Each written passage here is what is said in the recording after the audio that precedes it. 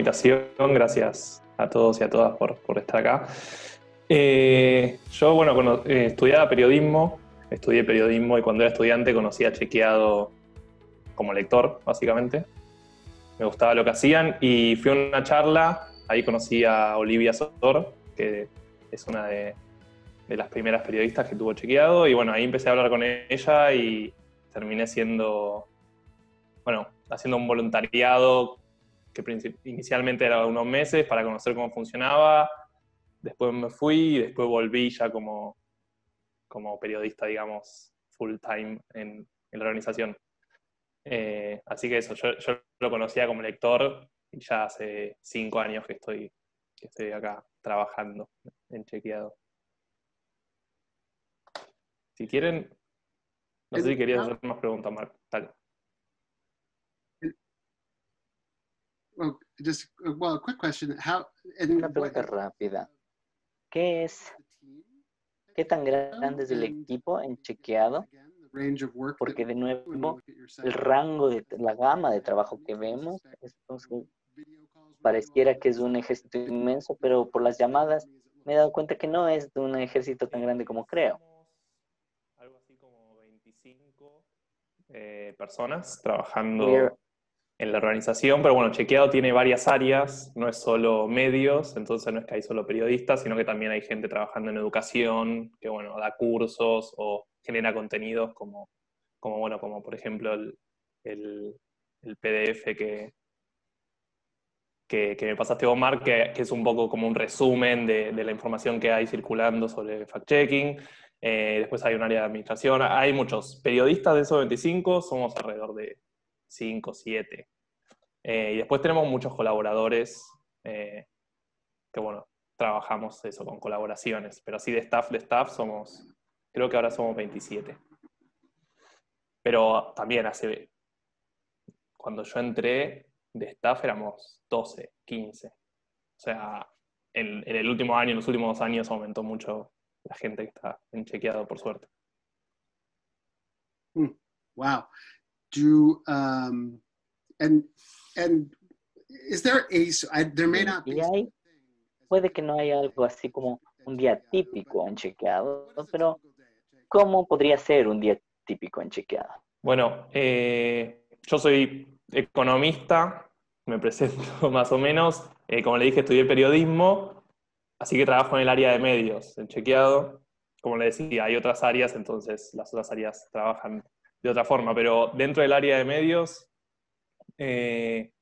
un día típico, bueno, hoy en día es de home office, trabajamos en nuestras casas ya desde marzo, y generalmente empezamos el día con una reunión de redacción, que es más o menos lo que pasaba en la oficina, no de hecho, pero bueno, hablabas con tu jefe sobre qué ibas a trabajar, y ahí lo que hacemos hay un encargado que va variando cada día, que se encarga de hacer un monitoreo, lo que nosotros llamamos monitoreo, que ahí monitoreamos tanto redes sociales, que, bueno, desinformaciones que circulan en redes sociales, o noticias, ya sea verdaderas, digamos, temas, ¿no? Temas de lo que está hablando la gente o que le interesa a la gente.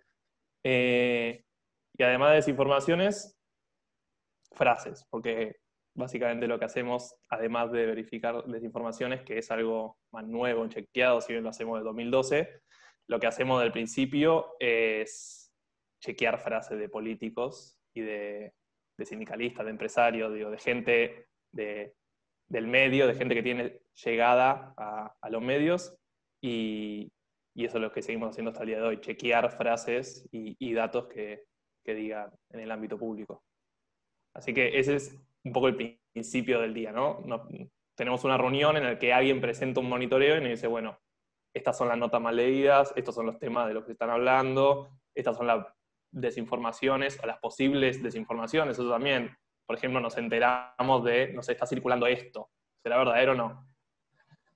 Y ahí un poco es también, ¿no?, competir con los propios sesgos, como yo tal vez pienso que es falso, pero bueno, tenemos que verlo, porque si está circulando mucho, tal vez es verdadero, no lo sabemos. Y ahí, bueno, el coordinador de la redacción, que es Matías Di Santi, coordina justamente quién va a tomar cada tema, y ahí arreglamos un poco lo que va a ser el día. Y después, generalmente trabajamos eso, una nota cada uno ese día, ya sea más profunda o un par de verificaciones si son más fáciles.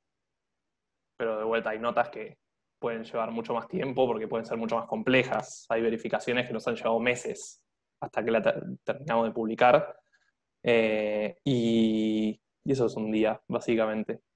Obvio, como cualquier medio periodístico, puede haber un último momento, una bomba informativa que nos cambie todo, pero bueno, tratamos de planificar lo mejor posible.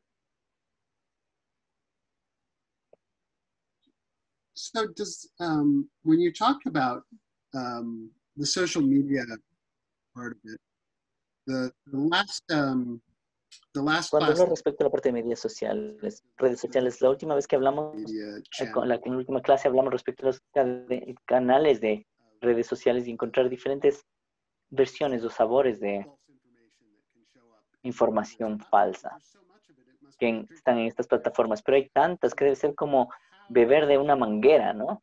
Entonces sé que de hablar con los colegas, Pablo y otros, sé cómo ustedes monitorean declaraciones políticas en los medios, por ejemplo. ¿Qué herramientas utilizan ustedes que les ayuda a rastrear a las plataformas y lo que ocurre en redes sociales? Usamos varias herramientas y también nuestro cuerpo como herramienta, digamos. Seguimos muchas cuentas que sabemos que publican desinformaciones y nos unimos a grupos en Facebook que sabemos que publican desinformaciones o que circulan distintas desinformaciones. Así, herramientas que usamos, por ejemplo, está bueno Google Trends, tal vez es la más conocida, sobre todo para ver temas o algo más general. Después también usamos Basumo para ver más notas, que también hay muchas veces que circulan desinformaciones en notas de medios, a veces no tan conocidos e incluso medios muy conocidos. Y como en las redacciones de esos medios usan esas aplicaciones para ver cuáles son las notas a las que mejor le va, muchas veces si hay una nota que es una desinformación que le va muy bien, la terminan levantando todos, y por eso nosotros también estamos ahí para ver justamente ese proceso, ¿no? Porque para llegar en el momento en el que esa desinformación empieza a circular. Entonces es Google Trends, Basumo, y después una que tal vez es más fácil de usar, que va para mí es más fácil, se llama CrowdTangle, que está linkeada con Facebook, con Twitter, y una vez que vos entras a una nota, es con una extensión de Google Chrome, que cuando entras a una nota vos la cliqueas y te dice qué posteos en Facebook compartieron esa nota y qué posteos en Twitter compartieron esa nota. Entonces también te sirve para ver qué cuentas o qué grupos hicieron circular esa desinformación, en qué momento, ves quiénes lo publicaron primero, ves qué posteos tuvieron más llegada. Y CrowdTangle también tiene otra aplicación, pero que es más para medios, que es armar listas, o sea, dentro de su propio sitio, armar listas para que siga a distintos medios o a distintas páginas de Facebook, por ejemplo. Entonces ahí podés ver justamente cuando hay posteos nuevos que están creciendo mucho, esa lista te la muestra primero, y ahí vos ves que, por ejemplo, nos pasa mucho de ver distintas páginas que postean lo mismo casi en un mismo momento, y que es claramente una desinformación, y ahí te das cuenta quiénes manejan las mismas páginas, por ejemplo, y también muchos personajes, ¿no? Por ejemplo, cuando hay políticos que se hacen conocidos en una semana o toman una medida importante una semana, generalmente esa semana hay mucha desinformación sobre esos políticos, y eso también lo ves con estas aplicaciones, ¿no? Que publican a veces al mismo tiempo y generalmente sobre los mismos políticos. Así que esas serían las tres más importantes. Google Trends, Basumo y CrowdTangle. Eso básicamente.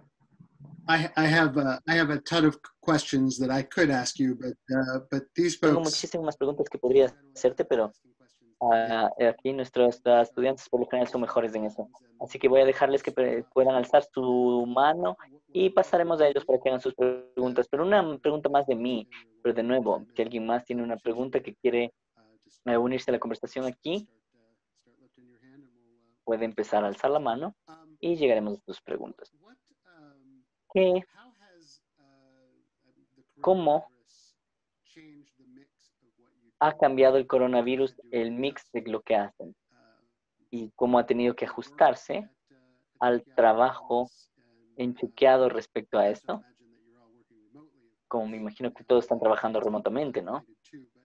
Tiene que estar complicado también, pero en términos de los hechos específicos y demás, ¿qué están encontrando? ¿Cómo está cambiando su trabajo? Nosotros empezamos a trabajar remoto incluso antes de que el gobierno prohibiera la circulación, porque ya veíamos que había bastante virus circulando y justamente nuestro trabajo como periodistas, sobre todo este tipo de periodismo, es bastante posible hacerlo remoto. Así que ya llevamos casi 8 meses, algo así, 8 meses seguidos trabajando remotamente. No, como a todos los medios. Aparte, a nosotros nos pasó algo muy particular en Argentina, que es que el año pasado fue un año electoral, hubo elecciones, y las elecciones fueron en octubre, el cambio presidencial fue en diciembre, y en marzo tuvimos el primer discurso importante del presidente, que es cuando inaugura las sesiones ordinarias. Entonces veníamos todos cansados. Cualquier periodista que cubre unas elecciones sabe que cuando terminan las elecciones lo único que querés es descansar, terminar de trabajar por unas semanas.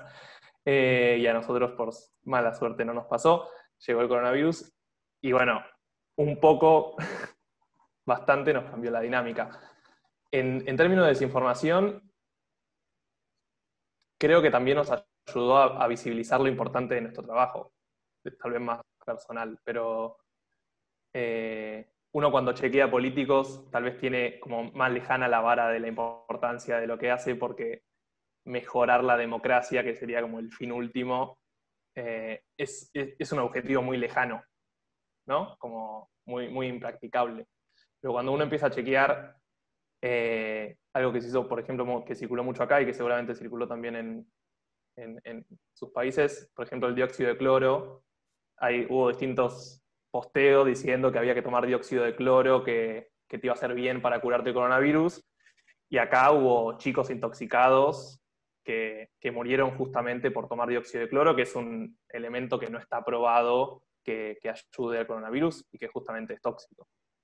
Entonces, cuando lo pones en esa perspectiva de que hay muchas publicaciones que ponen en riesgo la vida literalmente de la gente que lo está viendo, creo que te ayuda a poner en perspectiva lo importante, ¿no? de ese trabajo de verificación, y que ya no es más un bien intangible como es mejorar la democracia, que obviamente me parece importante y justamente por eso estoy en este trabajo, pero es mucho más tangible esa desinformación que afecta directamente a la salud de la gente. Y eso creo que fue que dentro de los cansados que estábamos, fue como un golpe anímico que nos ayudó a trabajar mucho más en esta pandemia. Después también creo que algo que debe haber pasado en todos los países. Al principio las desinformaciones no eran tan partidarias, sino que eran más, no sé, por ejemplo, antivacunas o publicaciones diciendo que era un mito el coronavirus, que no existía, que era igual que una gripe. Y a medida que fue pasando el tiempo, el coronavirus se fue utilizando políticamente y partidariamente. Entonces, como que al principio había muchas desinformaciones más sanitarias o que ponían más en riesgo la vida de la gente, y en los últimos meses ya es más o dicho de políticos o desinformaciones que circulan en torno a políticas puntuales que ha tomado el gobierno o distintos gobiernos provinciales. Digo, no es un partido. Como que se tornó más político, y entiendo que es algo que también pasa en todo el mundo, no es solo argentino. No somos únicos en eso. Creo que los grandes cambios fueron esos, básicamente. percatarnos de la importancia del trabajo y la cantidad. Obvio, las elecciones, por ejemplo, lo más claro, si un día normal hay, no sé, una desinformación circulando, 5 desinformaciones circulando, en las elecciones hay 15. Y en el coronavirus había 20 al principio. Una cantidad de desinformaciones y una cantidad de compartidos, porque bueno, la gente estaba todo el tiempo consumiendo eso. Y dentro de la desinformación de la gente también muchas veces llegaba a medios masivos, entonces también teníamos que pelear contra esas desinformaciones. Y otra de las enseñanzas, perdón, ya termino. Creo que fue la importancia del periodismo científico, ¿no? Nosotros siempre de Chequeado consultamos especialistas y consultamos doctores, consultamos justamente científicos, pero bueno, yo soy economista. Lo que puedo saber de epidemiología es bastante poco, más allá de que pueda consultar a un doctor. Entonces también tomamos noción de lo importante que es tener un área de periodismo científico dentro de la organización y bueno, justamente tuvimos colaboradores que son periodistas científicos especializados en eso, que vienen trabajando hace muchos años. Incorporamos una editora que viene trabajando hace muchos años en el tema y nos ayudó mucho con el área medicinal en sí, que no era tanto nuestro fuerte antes. I think now you qualify to be both an Creo que economist. ahora califica para ser tanto un economista como un epidemiólogo. Déjenme pasar esto entonces a las preguntas.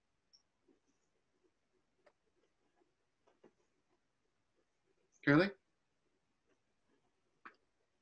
Sí, sí, estoy aquí. Hola con todos. La verdad, yo sí quisiera hacerte una pregunta. Me parecería súper importante como verificadores.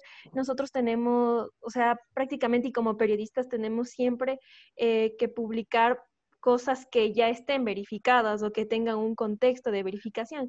Pero mi pregunta más sería, si nosotros sabemos que esa información es correcta, ¿cómo se puede manejar o sea, cómo se puede esta información manejar si no hay un sustento de ello? Y, por ejemplo, como verificadores, podríamos nosotros saber que es verdad, pero no podríamos sustentar eso. ¿Nosotros podemos publicar este contenido arriesgándonos como periodistas y como verificadores? Bueno, muchas gracias por la pregunta.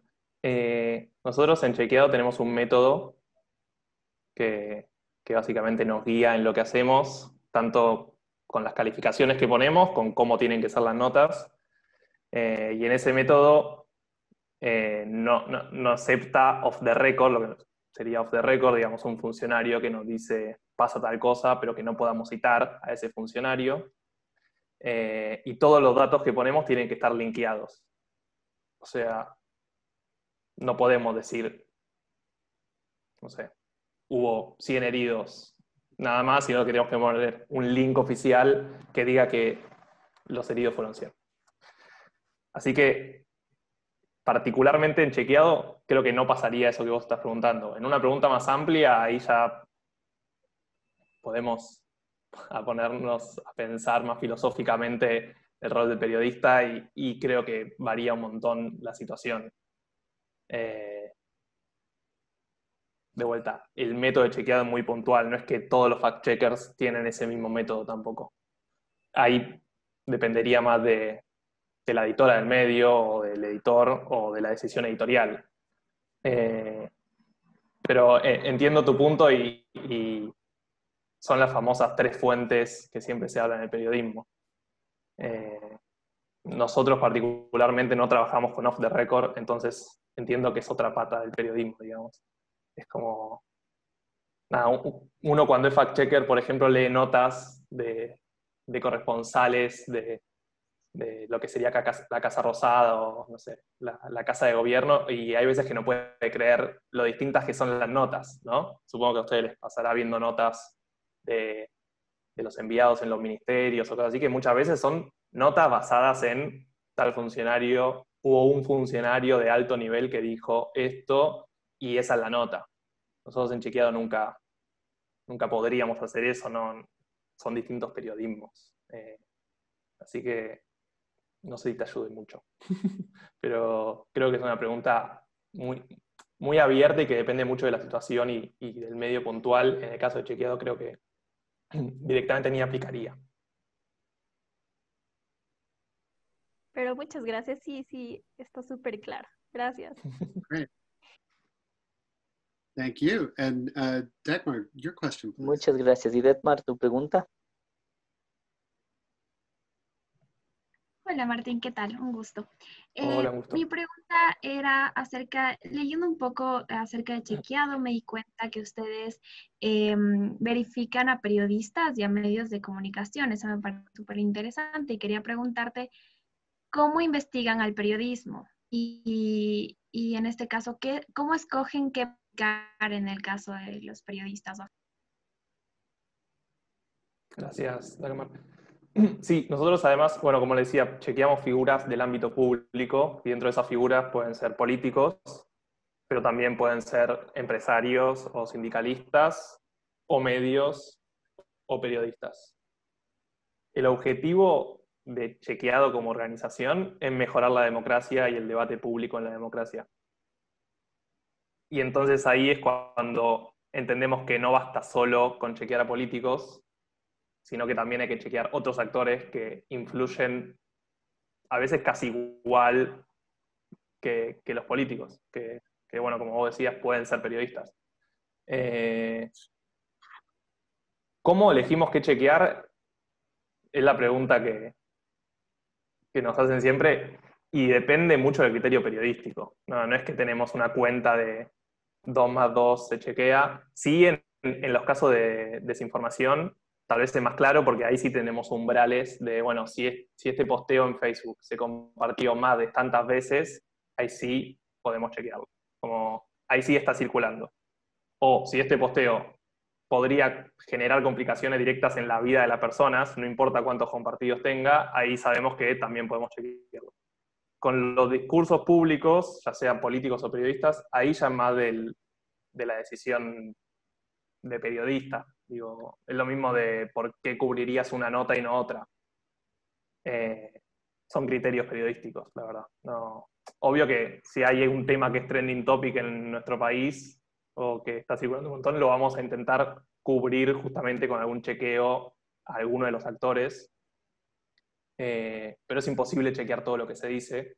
Y también por eso, otra de las preguntas que nos hacen siempre, por lo menos acá en Argentina, es si tenemos un ranking, por ejemplo, de los políticos más mentirosos. Y nosotros lo que decimos es que no podemos chequear todo lo que dicen todos los políticos todo el tiempo. Entonces, es imposible que hagamos un ranking completamente veraz de cuántas mentiras dijo cada uno. Volviendo puntualmente a lo que preguntabas sobre los periodistas, tuvimos casos muy particulares. Por ejemplo, acá en Argentina hay 2 periodistas muy importantes que son La Nata y Víctor Hugo Morales, que serían como uno de cada lado y que generan, como que manejan un poco el discurso de los partidos más importantes de Argentina. No es que no vamos a chequear a un periodista que escribe una nota en un diario y no están conocidos, sino que cuando chequeamos periodistas son periodistas justamente de renombre y que los que circularon principalmente la información fueron ellos. Y hemos chequeado cosas que decían en sus programas de domingo a la noche, que tenían muchísimos puntos de rating, justamente porque los que circulaban esa información eran ellos. Y nos hemos peleado también con ellos porque les poníamos malas calificaciones.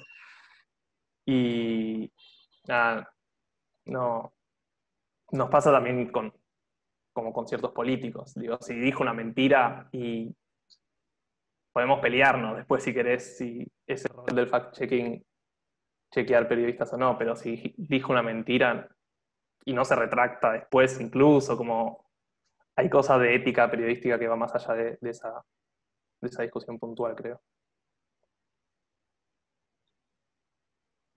Before we go to Samuel's gracias. question, Antes de pasar a la pregunta de Samuel, quisiera hacer un seguimiento rápido. ¿Quién se queja más respecto a las calificaciones de fact-checking, los políticos o los periodistas? La verdad, no chequeamos tantos periodistas tampoco. Y chequeamos mucho más políticos. Entonces, en cantidad, se quejan más los políticos, pero porque los chequeamos más. Sí, hemos tenido discusiones también con periodistas que a la vez son nuestros pares, algunos, que critican que chequeemos periodistas tal vez más reconocidos, como no, que nos critican ese punto. Pero no, definitivamente los políticos se nos quejan más. Sobre todo sus equipos de prensa, sus voceros. It's interesting. I think in the United States, Interesante, creo que en los Estados Unidos los periodistas son los que más se quejan, pero no hay tantos verificadores que verifican a los medios como ProFact o como lo hacen ustedes. Pero cuando PolitiFact, por ejemplo, ellos escuchan muchas quejas.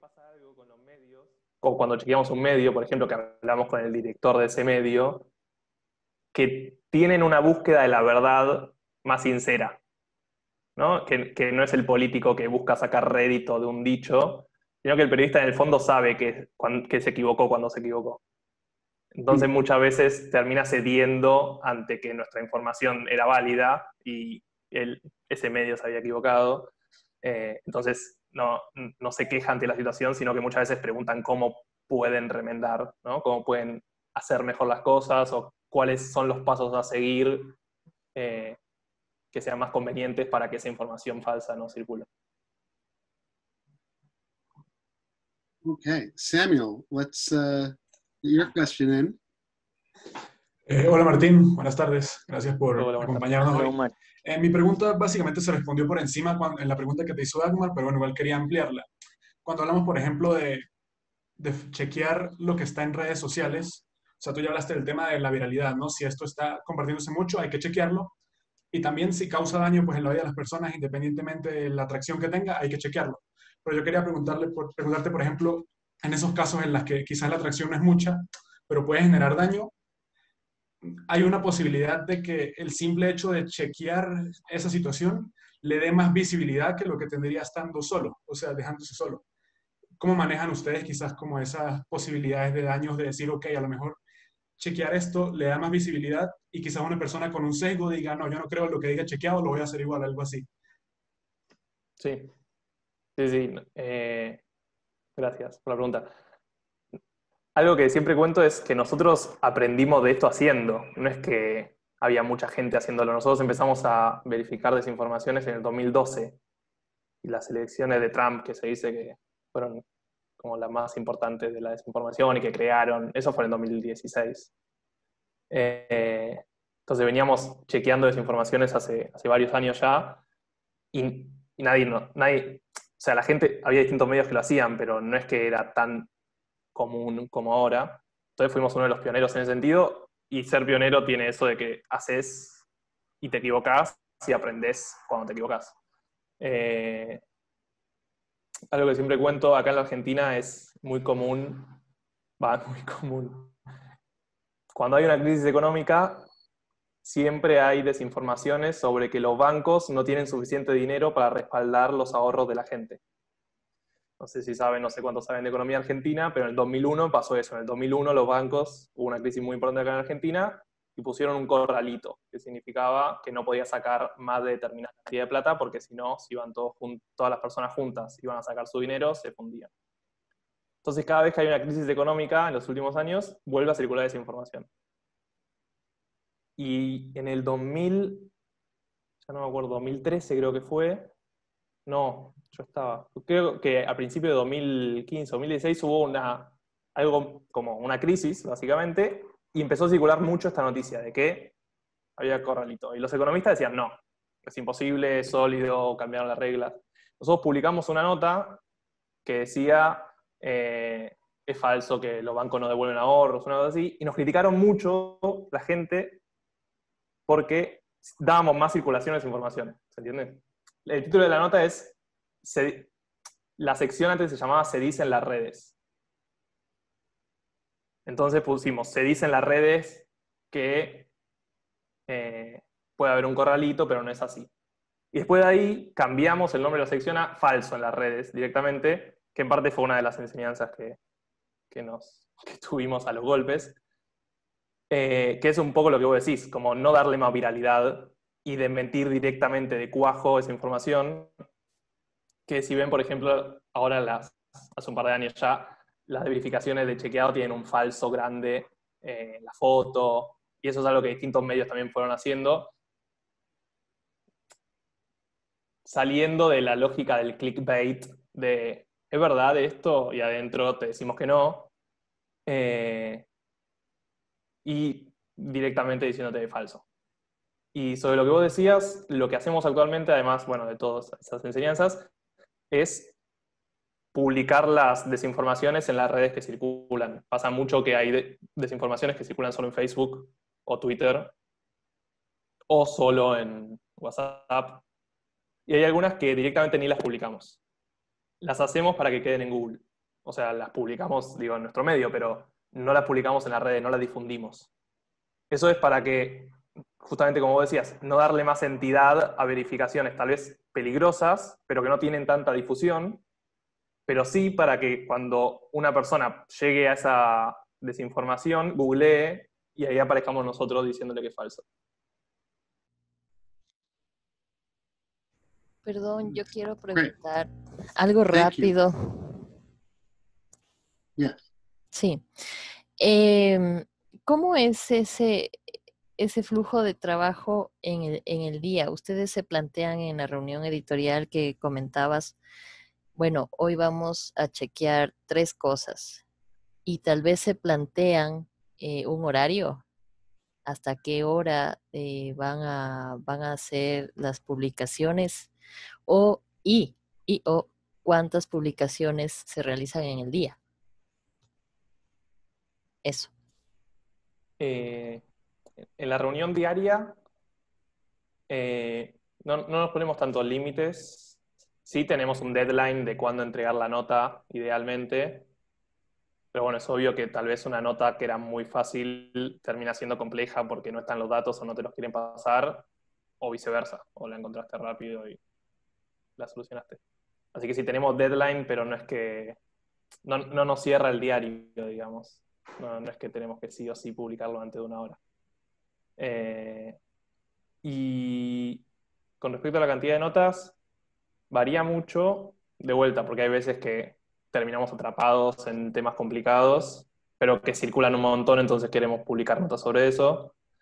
Y veces que no, pero mensualmente publicamos, creo que algo así como 50 verificaciones. Y y chequeos publicamos 2 semanalmente, sería más o menos 10 chequeos por mes. Pero bueno, hay casos especiales que publicamos mucho más chequeos o muchas más desinformaciones. Por ejemplo, nosotros hacemos algo cuando hay eventos importantes políticos que se llama chequeo en vivo, que es algo que inventamos nosotros en Chequeado y se hacen bastante ahora en distintos países del mundo, que es cuando hay, por ejemplo, en el 1 de marzo sucede acá, cuando comienzan las sesiones ordinarias del Congreso, que sería el State of the Union ahí en Estados Unidos.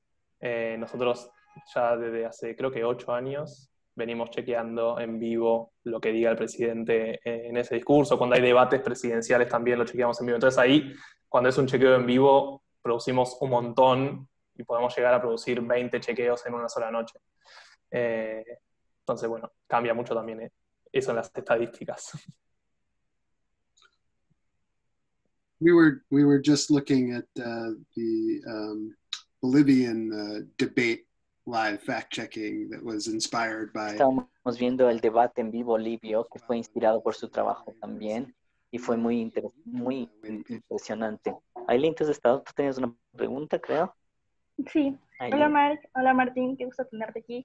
Bueno, mi pregunta radica justo en lo que habías mencionado hace un tiempo atrás, que dijiste que, o sea, la desinformación ha provocado, por ejemplo, eso de que las personas se tomen cloro y o sea, se mueran por no saber que eso era algo falso, ¿no?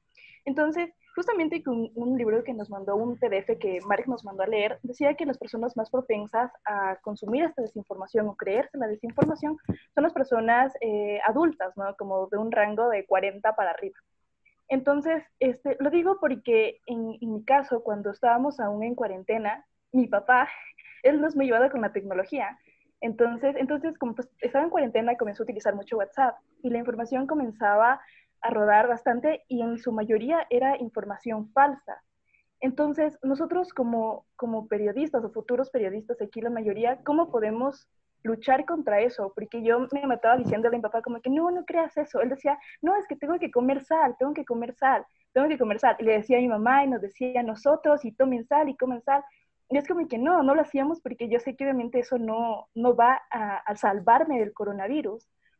Pero yo le decía, y él no cree, es como que no, prefiere creer a lo que vio, a lo que lee, pero no creer a algo que a lo mejor no está verificado, pero como que sea algo más real, ¿ya?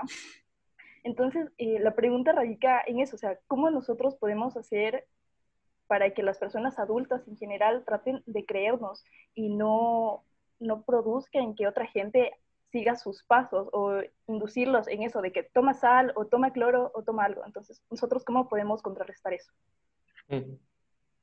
Gracias por la pregunta. Eso es lo que nosotros también nos preguntamos. Y toda la comunidad de fact-checking se lo pregunta. En parte porque en ese trabajo que vos marcabas, un poco lo que cuenta es que la persona cree eso no necesariamente porque tenga un montón de argumentos, sino por algo más emocional y por distintos sesgos que funcionan en que la persona crea esa información que le llegó. Entonces, ¿cómo nosotros, desde el ámbito de los datos duros, podemos chocar contra emociones? ¿No? ¿Se entiende a lo que voy? Digo, la respuesta fácil sería decirle, es falso eso que dijiste, toma esta nota, ¿no? Y es lo que muchos hacemos muchas veces. Creo que hay algo también de no subestimar al que está del otro lado, no decirle que es poco inteligente por creer esa información, sino que justamente la información que circula, incluso nosotros, los jóvenes o los que trabajamos en fact-checking, nos hemos creído desinformaciones porque está en el cerebro humano y no porque seamos menos o más inteligentes que otros, no vamos a creer más o menos desinformaciones, y explicarle que eso es falso y por qué es falso. Básicamente, cualquiera de esas desinformaciones más comunes que circulan tanto acá como en Ecuador, en cualquier país, si ustedes la googlean y ponen fact-checking o directamente la googlean, le va a aparecer una nota de algún fact-checker diciendo no, es falso, y en esa nota van a poder leer por qué es falso. Así que creo que mi recomendación sería eso, no subestimar a quien comparte la desinformación, tratar de comentárselo lo más cariñosamente posible y pedirle que deje de circular eso y mostrarle las pruebas de por qué es falso, ¿no? De por qué eso que vos decías, la sal. Entiendo que hay algo del pH que circuló mucho acá en la Argentina, que tenías que tener el pH, tenías que comer alimentos alcalinos para pelear contra el coronavirus. Toda esa información no está chequeada. O sea, está chequeada, es falso. Está chequeada. Entonces, eso, si googleás, encontrás un montón de información y de sitios oficiales. Digo, seguramente el Ministerio de Salud de Ecuador sacó una gacetilla. Acá en la Argentina hay un montón de médicos que circularon información y podés citar fuentes que sepan del tema y explicarle por qué eso es falso. Gracias, Martín. It's interesting, the report that Eileen is referring to, that these folks read. Es interesante el reporte al que se me refiere Eileen, que describe estas diferencias demográficas. ¿Han tenido todas conversaciones verificando sobre cómo crear websites separados o handles que son muy específicos para diferentes demografías o para diferentes, o pensando respecto a escribir u organizar los fact-checks de un tono diferente o para audiencias diferentes, porque como dijimos, si es que solo se está diciéndole algo a alguien que es falso, solo se le dice que es falso, esto puede ir contra sus emociones. ¿Hay alguna otra forma de que convencerlos diciendo la misma historia de una forma distinta? Lo que intentamos hacer en los últimos años, yo lo digo como si fuera algo fácil, que decirle que es falso y luchar con datos contra emociones, ya hasta te va a creer, no es así, es muy complicado. Y es un poco lo que nos venimos preguntando internamente hace bastantes años.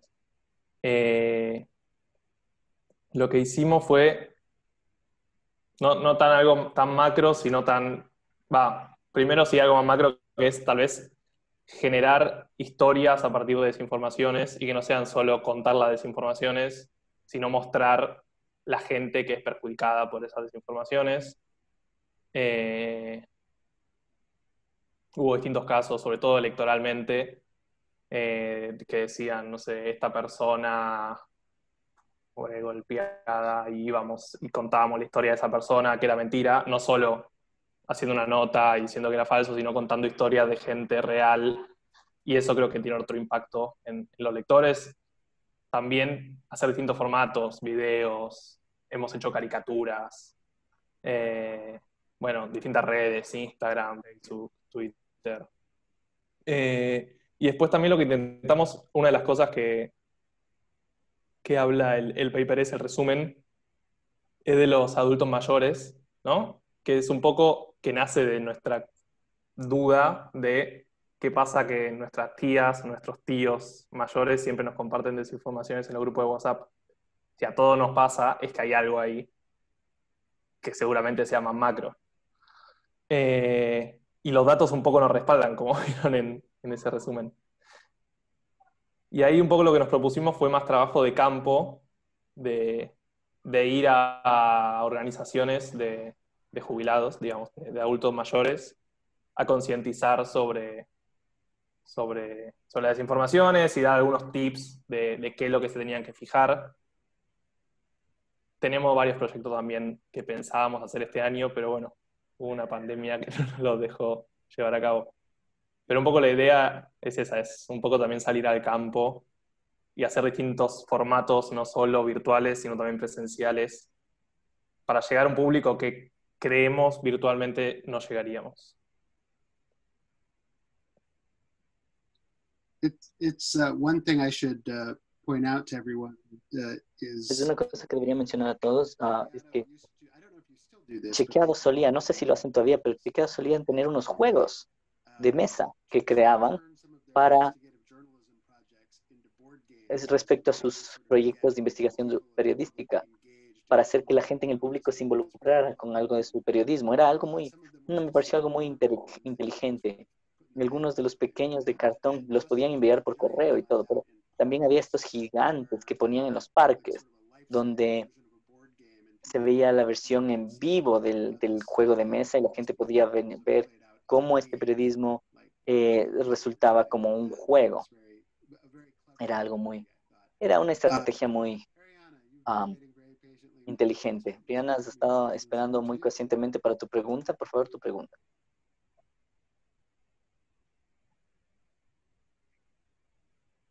¿Me escucha? Thank you. Sí. Ya. Hola Martín, ¿cómo estás? Bueno, mi nombre es Ariana y mi pregunta iba más, sabemos que una noticia falsa se difunde más rápido por redes sociales como Facebook, tú mismo dijiste, los grupos de WhatsApp de familia, que queramos o no, eso llegan a bastantes personas. ¿Cómo opacar a esa noticia falsa si algunas personas no conocen de verificadores? Los únicos verificadores que ellos tienen, digamos, es una televisión, una radio. Entonces, ¿cómo llegar a la mayoría de personas para que conozcan la verdad? ¿Lo planteas como algo personal tuyo o de un medio? O sea, de las personas en sí, en general. Sí.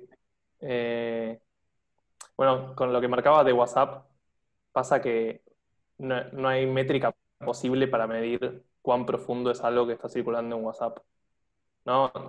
En Facebook uno ve un posteo y dice, no sé, 10.000 compartidos, o ve un video y dice 1 millón de vistas, y ahí sabes cuánta gente lo vio.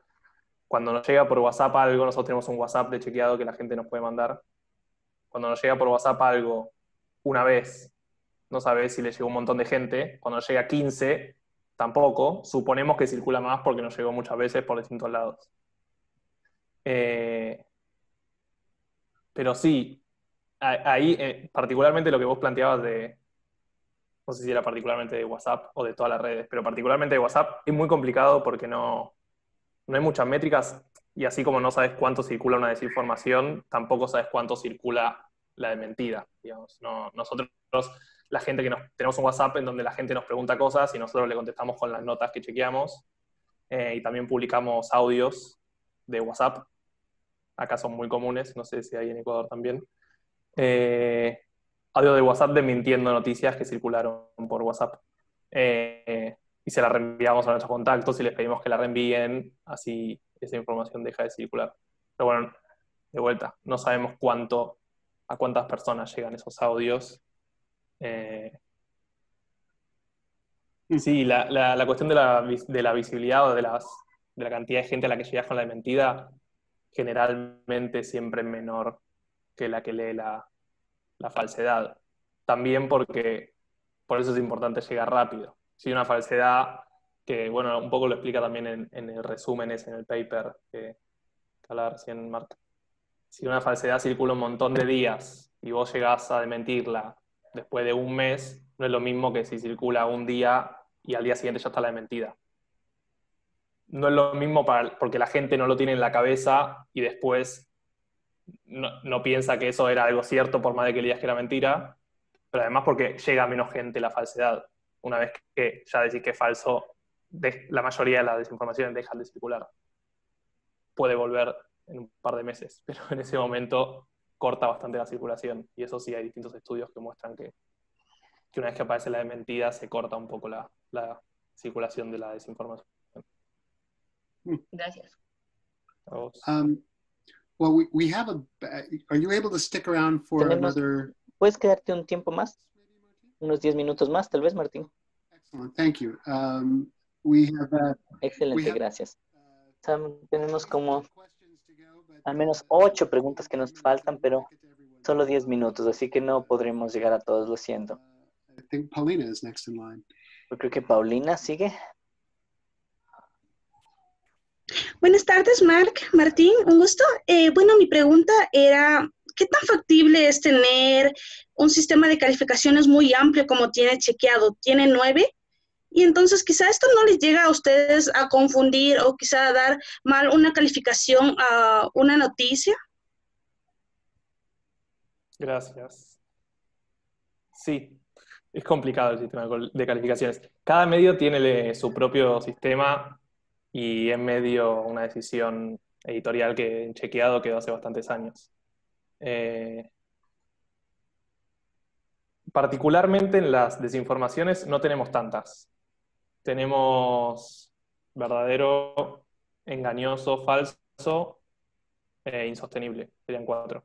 Como que los puntos medios son más calificaciones para el discurso público, para frases que digan los políticos.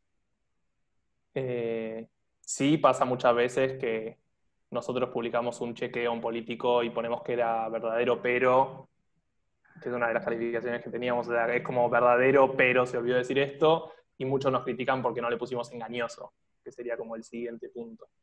Son límites muy difusos. Siempre las calificaciones van a ser subjetivas, como cualquier trabajo que haga cualquier ser humano. Lo que nosotros decimos es, bueno, está bien, podría ser verdadero pero engañoso, pero queda claro que verdadero a secas no es y que falso a secas tampoco. Digo, como hay un círculo en el que más o menos nos tenemos que mover en el debate y está bien, vos tal vez le podrías engañoso, pero queda claro que verdadero no es. Y ahí es un poco lo que negociamos con los políticos cuando nos critican las calificaciones. Gracias, Martín. A vos. Thank you.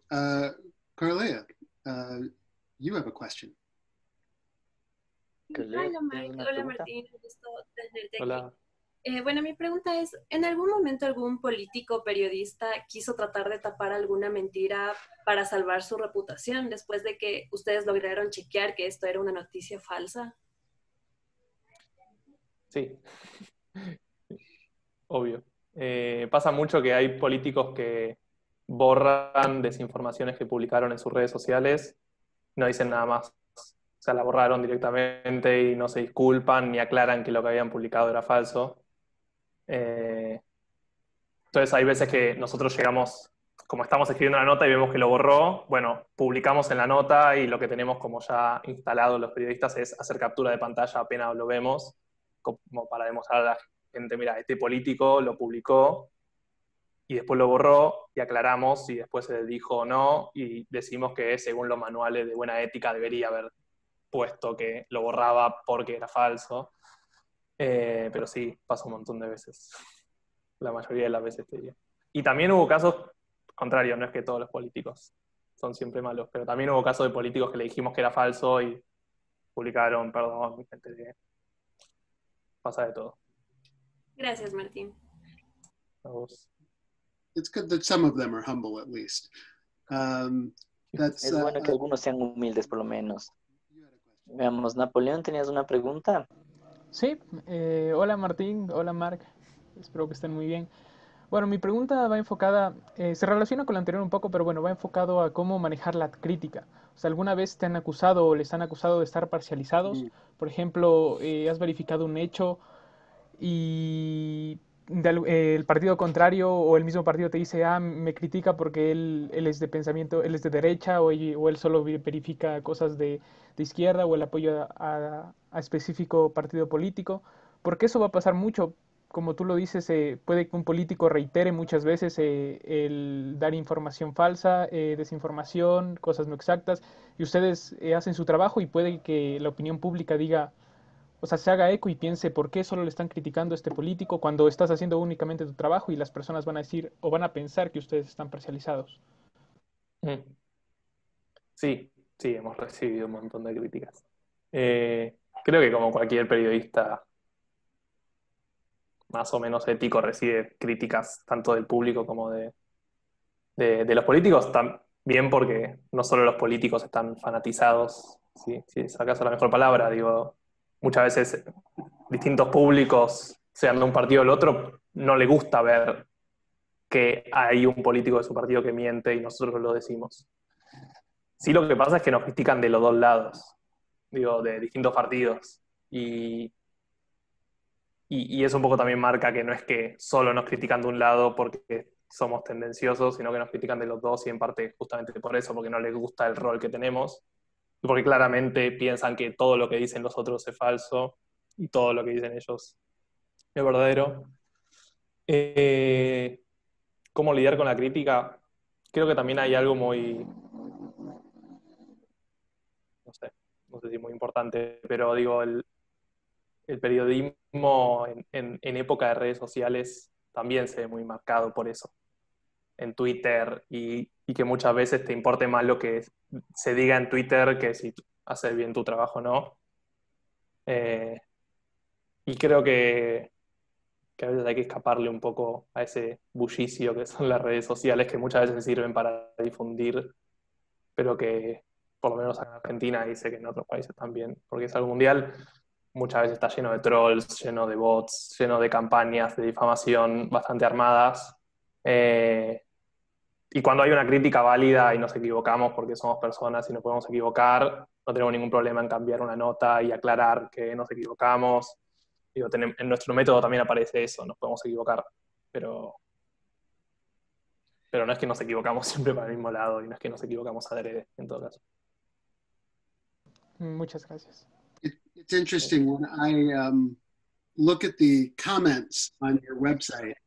Yo me fijo en los comentarios en su website y a veces me noto que cuando hacen algunas de sus explicaciones largas, muy a menudo pues, sobre economía, por ejemplo, y los comentarios que la gente deja en esos posts son muy diferentes en tono de los que se tratan de posts de Facebook, por ejemplo, y los que se tratan de imágenes falsas o de memes o de cosas así. La gente es muy ruidosa y tosca, y en los de económicos o en los de política son mucho más argumentativos, más pensativos, más ponderados. Es interesante ver cómo diferentes fact-checks crean diferentes tipos de reacciones. Es otra forma de medir estas cosas, tal vez, ¿no? Bien, entonces veamos. Crystal tiene esta siguiente. Hola Crystal. Martín. Bueno, Hola. sí, soy Cristel y mi pregunta es, ¿qué es lo que no debemos hacer al momento de chequear y qué nos recomiendas a los jóvenes que vamos a realizar esta función? Al momento de chequear, decís, al momento de chequear una información para cualquier Ajá, nota o al momento de chequear, de hacer de fact-checking. chequear, de hacer fact-check. ¿Qué es lo que no debemos hacer? Ah, qué pregunta. Creo que un poco también con lo que decía Napoleón antes, no solo hay que ser imparcial, sino también mostrarse imparcial y es un poco lo que viene haciendo chequear hace varios años. Tratamos siempre de chequear a políticos de ambos lados y publicar información que si sabemos que esta semana publicamos una bomba contra el oficialismo, por ejemplo, tenerlo en cuenta y saber que podríamos chequear a la oposición para ver si, o sea, digo, se entiende, ¿no? Como no es que elegimos a quién ponerle falso, pero sí no chequear siempre al mismo político o no chequear siempre al mismo partido y ser amplio en los temas creo que también nos ayuda a que los políticos vean en la práctica que no solo los chequeamos a ellos, sino que también los criticamos a lo del otro partido. Y eso finalmente te da legitimidad. Me acuerdo que uno una vez, que no le gustaba lo que hacíamos, vio que publicamos un chequeo en contra de otro y dijo, yo pensé que ustedes respondían a ese. Como que ganamos validación con un político publicándole un falso a otro, ¿se entiende? Creo que eso es importante en el fact-checking de ser balanceado. Porque si no, finalmente, mismo en las notas, lo que nos pasa también, si vamos a ponerle un falso a, por ejemplo, a alguien del oficialismo, siempre buscamos, por ejemplo, citar a un especialista que tal vez esté mal ligado al oficialismo, pero que nos confirme que lo que dijo fue falso. Porque como decíamos antes, hay algo que nos pasa a todos, que son las emociones, sobre todo en la política. No sé si sobre todo, pero en la política pasa también, como en otros ambientes de la vida. Y para luchar contra emociones no podés solo luchar con datos. Entonces, si vos pones esto es falso, porque el dato dice esto, bueno, tal vez no te crea directamente. Si vos pones a alguien que a esa persona le cree, porque justamente es de un partido similar o piensa similar, y es respetado, y dice que también eso es falso, eso suma en ese análisis, digamos, de que la persona entienda por qué es falso. Entonces, esa diversidad de tratamientos y de fuentes, creo que es algo de lo que más intentamos hacer. I think Marcus is going to get the last question for this Creo que round. Marcos va a tener la última pregunta aquí. Y para los que tuvieron la mano alzada, les pido disculpas, pero nuestra siguiente conversación, nuestra siguiente hora, tendremos una prioridad. Estamos teniendo una lista, así que, Marcos, por favor. Listo. Alcancé. Bueno, tengo dos preguntas. La primera es cuando un dato es difícil de verificar. Tú me acabas de decir de que cuando algo es fácil de verificar, pueden llegar a verificar 4 o 5 datos en una noche. Cuando es difícil de verificar, ¿cuánto es lo máximo que han llegado? ¿Y qué implicaciones hay con eso? También la segunda pregunta es, ¿quién financia Chequeado? Porque lo que sucede, al menos aquí en Ecuador, es, por ejemplo, este gobierno tiene como que su financiamiento de estas personas y estas personas están con tal con tal afinación política. Entonces, esto marca qué noticias deciden cubrir, cuáles no, y el tono. En Chequeado, ¿qué sucede? Y no les puede suceder eso, de que un directivo te diga, ¿sabes qué? No compartas esto. O me parece que esto podría no ser lo más adecuado que resulte que salga al aire.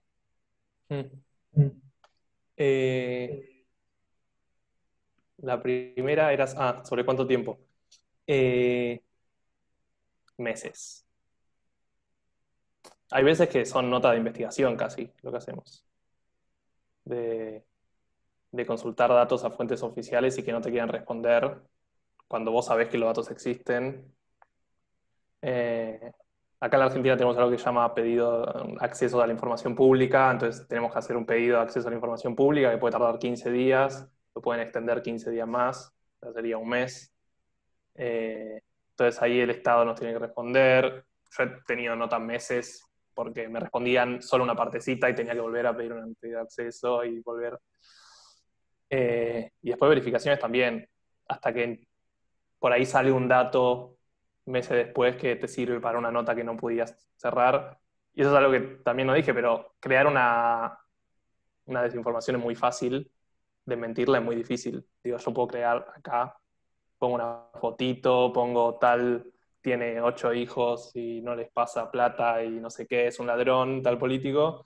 Para chequear eso tal vez es mucho más difícil que todo el tiempo que puedo hacer ese post. Y la segunda, financiamiento. Ahí me acordé. Chequeado se financia con organizaciones no gubernamentales, no aceptamos pautas de gobierno nacionales, ni provinciales, ni municipales de Argentina. Nos financiamos con apoyo de lectores, de gente que nos apoya, generalmente de organizaciones internacionales que apoyan el periodismo, y de empresas o de personas de vuelta que apoyan con colaboraciones. Más allá de eso, creo que obvio tiene una lógica lo que vos decís, que cualquier financiamiento delimita la línea de un medio. Chequeado, primero lo que buscamos es la diversificación de ese financiamiento. No es que hay un dueño que no tiene dueños, somos una ONG y hay un montón de gente que nos apoya, no dependemos de nadie directamente. Y lo otro importante es que está todo publicado. Entonces, si vos querés ver quién financia Chequeado, podés verlo. Otro de los pilares de Chequeado es la transparencia. Entonces, como les decía antes, no podríamos publicar nunca off the record y todos los datos tienen que estar linkeados. Eso para mí es una muestra de transparencia periodística, pero también mostrarte quién nos financia. Porque es obvio que alguien nos financia y muchos medios o periodistas que nos critican y nos dicen que dependemos de alguien, de alguna embajada porque nos financia. La mayoría de los medios nadie sabe quién lo financia y creo que Chequeado en eso es también, por lo menos en Argentina, pionero, y las instituciones de fact-checking a lo largo del mundo también muestran estos valores de transparencia.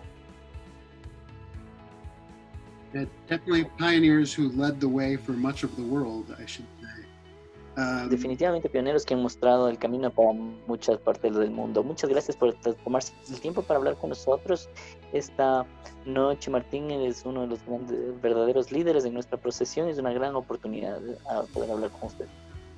Hemos visto su firma muchas veces en artículos y agradezco que hayas compartido tu tiempo y experiencia con nosotros. Lo ha sido muy útil.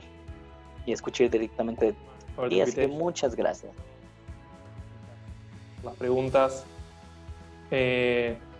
Bueno, pueden entrar a Chequeado, encuentran mi mail ahí, cualquier duda es martinez@chequeado.com. Mira, cualquier duda me pueden escribir ahí. Y gracias de vuelta por la invitación. Thank you so much.